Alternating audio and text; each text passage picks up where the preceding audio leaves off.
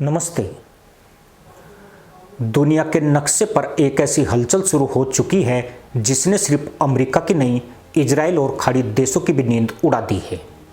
रावलपिंडी के नूर खान एयरबेस से उठती हर हलचल पर अब वॉशिंगटन की सैटेलाइट नजरें टिक चुकी है।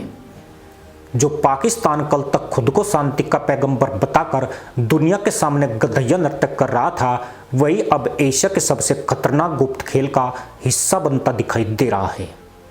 देर रात उतरते संदिग्ध विमान, ईरान की सैन्य संपत्तियों को लेकर उठते दावे और पर्दे के पीछे सक्रिय चीन, यह पूरा घटनाक्रम अब साधारण कूटनीति से बहुत आगे निकल चुका है।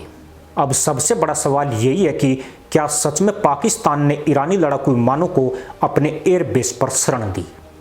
क्या चीन इस पूरे खेल का असली मास्टरमाइंड बनकर पर्दे के पीछे चालें चल रहा है? और आखिर आर्थिक संकट में डूबा पाकिस्तान ऐसा डबल लेकिन खतरनाक खेल खेलने की हिम्मत क्यों कर रहा है? दोस्तों, आज के वीडियो में हम इन्हीं सवालों के पीछे छिपी पूरी इनसाइड स्टोरी, आंकड़े, गुप्त रणनीति और एशिया में बन रहे नए शक्ति समीकरण का पर्दाफाश करेंगे। दरअसल दावा किया जा रहा है कि अमेरिकी और इजरायली हमलों के खतरे के बीच ईरान ने अपनी कुछ बेहद संवेदनशील सैन्य संपत्तियों और लड़ाकू विमानों को पाकिस्तान के नूर खान एयरबेस पर शिफ्ट कर दिया है। यह वही नूर खान एयरबेस है जिसे पाकिस्तान की सैन्य व्यवस्था का दिल माना जाता है। इस्लामाबाद और रावलपिंडी के बेहद करीब स्थित यह एयरबेस सिर्फ एक साधारण सैन्य ठिकाना नहीं, बल्कि पाकिस्तान वायुसेना के सबसे रणनीतिक केंद्रों में गिना जाता है। यहाँ वीआईपी एयर ऑपरेशन से लेकर संवेदनशील और सैन्य गतिविधियां तक संचालित होती है। यही वजह है कि जब ईरानी विमानों की मौजूदगी की चर्चा शुरू हुई तो अंतर्राष्ट्रीय सुरक्षा एजेंसियों के कान खड़े हो गए। कई रिपोर्ट्स में दावा किया गया कि वहां ईरानी वायुसेना का RC-130 टोही विमान भी देखा गया। यह कोई साधारण विमान नहीं माना जाता। लॉकहीड C-130 हरकुलिस के इस विशेष निगरानी संस्करण का इस्तेमाल खुफिया जानकारी जुटाने, इलेक्ट्रॉनिक निगरानी और संवेदनशील सैन्य गतिविधियों पर नजर रखने के लिए किया जाता है। सबसे ज्यादा सनसनी इस बात ने फैलाई कि यह सब उस समय हुआ जब अमेरिकी राष्ट्रपति डोनाल्ड ट्रंप द्वारा अस्थायी युद्ध विराम की घोषणा की गई थी। दुनिया यह मानकर चल रही थी कि तनाव कुछ समय के लिए धीमा पड़ेगा, लेकिन पर्दे के पीछे खेल कुछ और ही चल रहा था। माना जाता है कि ईरान को डर था कि अगर हालात अचानक बिगड़े तो उसके पुराने एयरबेस और परमाणु ठिकाने पहले निशाने पर होंगे।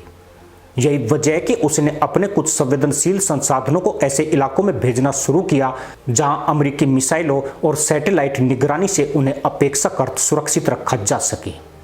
पाकिस्तान का चयन इसलिए अहम माना जा रहा है क्योंकि दोनों देशों की सीमा लंबी और संवेदनशील है, जबकि बलूचिस्तान और आसपास के इलाके निगरानी के लिहाज से बेहद जटिल माने जाते हैं। लेकिन यहाँ सबसे बड़ा सवाल यह नहीं था कि ईरान ने क्या किया।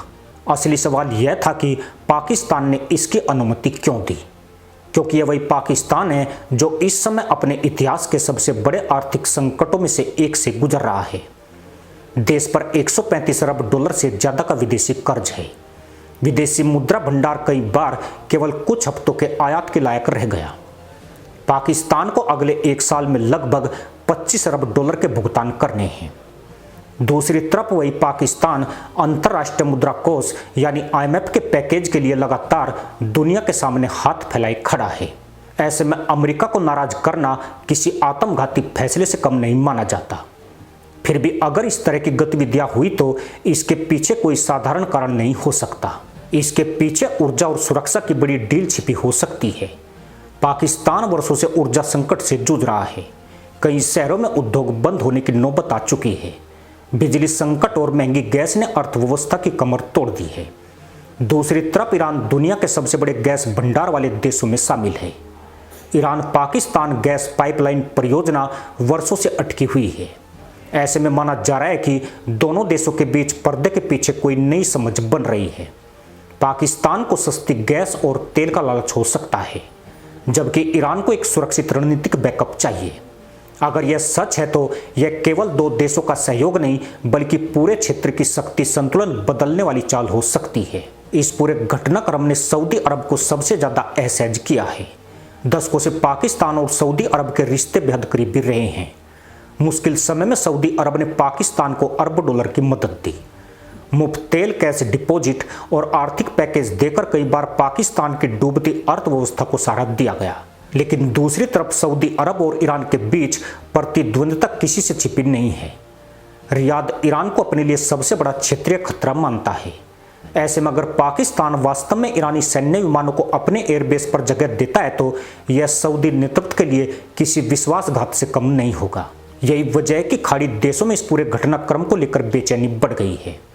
पाकिस्तान की सबसे बड़ी मजबूरी यह है कि उसकी अर्थव्यवस्था का बड़ा हिस्सा बाहरी सहारे पर टिका हुआ है। खाड़ी देशों में काम कर रहे लाखों पाकिस्तानी हर साल अरबों डॉलर अपने देश भेजते हैं। यही रकम पाकिस्तान की विदेशी मुद्रा का बड़ा स्रोत बनती है। अगर सऊदी अरब और यूएई जैसे देशों ने नाराज होकर अपने दरवाजे बंद कर दिए तो पाकिस्तान की आर्थिक हालत और ज्यादा खराब हो सकती है। यही कारण है कि इस पूरे मामले में इस्लामाबाद की चुप्पी कई सवाल खड़े कर रही है। पाकिस्तान ने खुलकर इनकार कर रहा है और नहीं पूरी तरह स्वीकार कर रहा है। लेकिन इस कहानी का सबसे खतरनाक किरदार चीन को माना जा रहा है, क्योंकि जिस समय यह सारी हलचल हो रही थी उसी समय चीन मध्य पूर्व और दक्षिण एशिया में अपनी रणनीतिक पकड़ मजबूत करने में लगा हुआ था।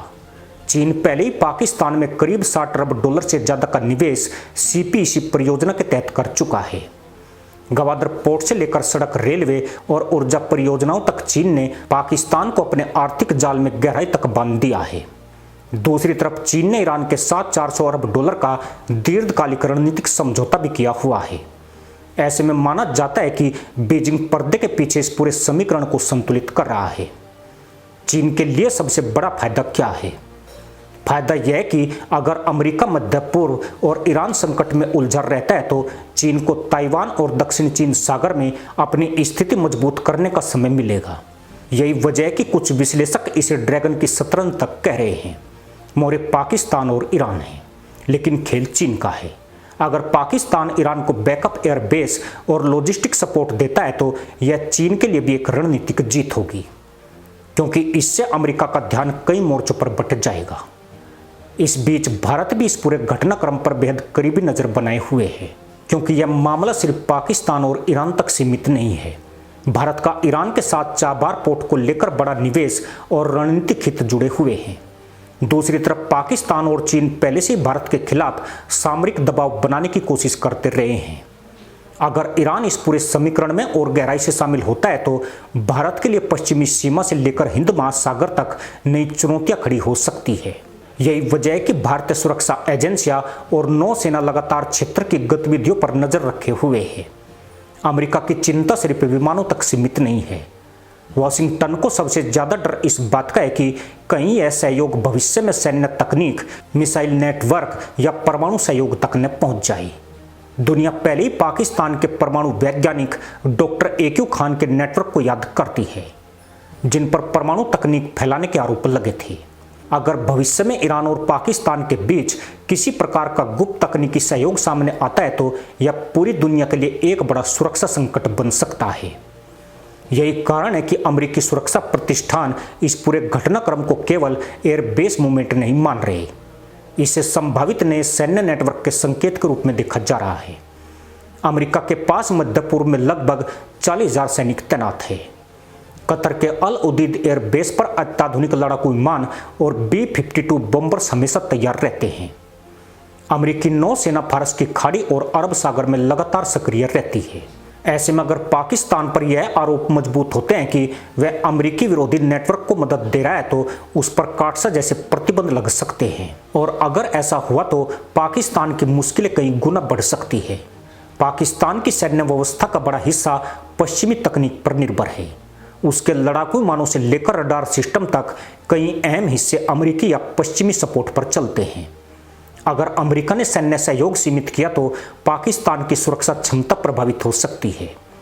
यही वजह है कि कुछ विश्लेषक कह रहे हैं कि पाकिस्तान इस समय बेहद खतरनाक रस्सी पर चल रहा है।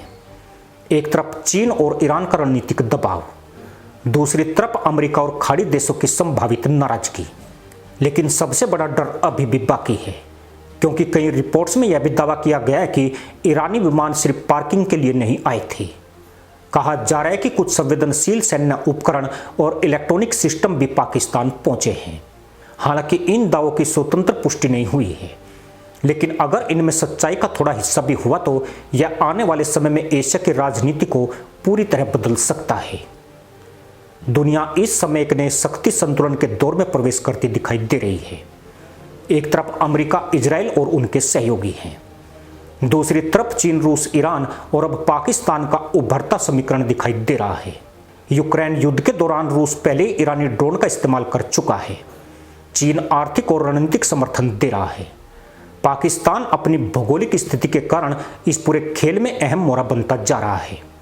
अगर यह गठजोड़ और मजबूत हुआ तो इसका असर केवल मध्य पूर्व तक सीमित नहीं रहेगा, बल्कि हिंद महासागर, ऊर्जा सप्लाई रूट्स और दक्षिण एशिया की सुरक्षा व्यवस्था तक दिखाई देगा।